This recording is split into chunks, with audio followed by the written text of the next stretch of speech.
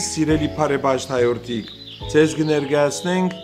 Ղուկասու ավետարանի 15-րդ գլուխեն 3-ն 7-րդ համարներու մեջ ամփոփված փոքրիկ արագմը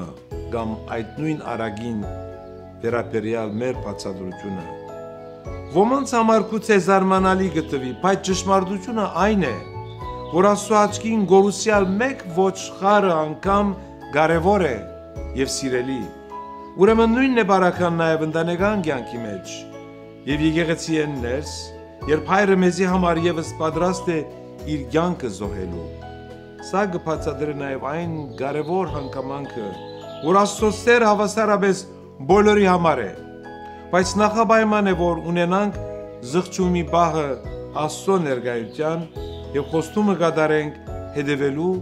Աստուծո պատվիրաններուն։ Աստված օրհնե ձեզ եւ ձեզ բարգեւե աստվածային շնորհ եւ իմաստություն, որովհետեւ մշտապես քայլեք ձեր կյանքը Աստուծո հետ։